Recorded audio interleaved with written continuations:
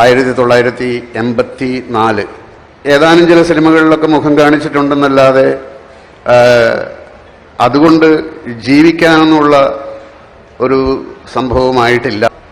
ഒരു പെൺകുട്ടിയുമായിട്ട് ഒരു പ്രണയമുണ്ടായി. ഈ സാമ്പത്തികമൊന്നും നോക്കിയിട്ടില്ലല്ലോ പ്രണയിക്കുന്നത്. അങ്ങനെ ഞാൻ ഒരു ദിവസം ഇന്നസെന്റിനോട് പറഞ്ഞു, ഞാൻ നാട്ടിലേക്ക് പോവുകയാണ്, 2 ദിവസം കഴിഞ്ഞിട്ട് എൻ്റെ കല്യാണമാണ്. പുള്ളി എൻ്റെ കയ്യിൽ ഒരു 400 രൂപ തന്നു.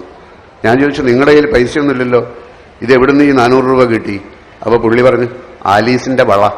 അപ്പം എൻ്റെ ബന്ധുക്കളെയൊക്കെ ഞാൻ അവിടെ ഒരാളെ വിളിച്ചു പറയുകയും ഒരു ഓട്ടോറിക്ഷ എടുത്തിട്ട് അവരെയൊക്കെ വിവരം പറയുകയും ചെയ്തു. ആരും വരണ്ട, വരാതിരിക്കാനാണ് ക്ഷണിക്കുന്നതെന്നുള്ള മട്ടിലായിപ്പോയി. അവളുടെ കഴുത്തിലൊരു താലി കെട്ടണം, സ്വർണത്തിൻ്റെ താലി കെട്ടണം. ഞാൻ പറഞ്ഞു, സ്വർണത്തിൻ്റെ താലി കെട്ടാൻ എൻ്റെ കയ്യിൽ പൈസയൊന്നുമില്ല, നടക്കില്ല, അതില്ലാതെ പറ്റില്ല എന്ന് പറഞ്ഞിട്ട് അമ്മ ഒരുപാട് വാശി പിടിച്ചു. അപ്പം നേരെ ഞാൻ മമ്മൂട്ടിയുടെ അടുത്ത് പോയി. രാത്രിയാണ്. അപ്പോൾ ഞാൻ പറഞ്ഞു, ഇങ്ങനെ നാളെ എൻ്റെ കല്യാണമാണ്.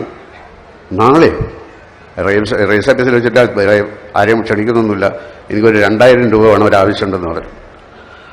അപ്പോൾ 2000 രൂപ അദ്ദേഹം തന്നു. എന്നൊരു കല്യാണത്തിന് ഞാൻ വരും. ഞാൻ പറഞ്ഞു, കല്യാണത്തിന് വരരുത്. അങ്ങനെ ഞാൻ ഇതുകൊണ്ട് സ്വർണത്തിൻ്റെ ഒരു താലി വാങ്ങിച്ചു. രജിസ്റ്റർ ഓഫീസിൻ്റെ വരാന്തയിൽ വെച്ചാണ് ഞാനത് എൻ്റെ ഭാര്യയായ അവരുടെ കഴുത്തിൽ കെട്ടുന്നത്. ഒരു ക്രിസ്ത്യാനി തന്ന 400 രൂപ, മുസ്ലിമായ മമ്മൂട്ടി തന്ന രൂപയ്ക്ക് ഹിന്ദുവായ പെൺകുട്ടിയുടെ കഴുത്തിൽ ഞാൻ കെട്ടിയ സ്വർണത്താലി.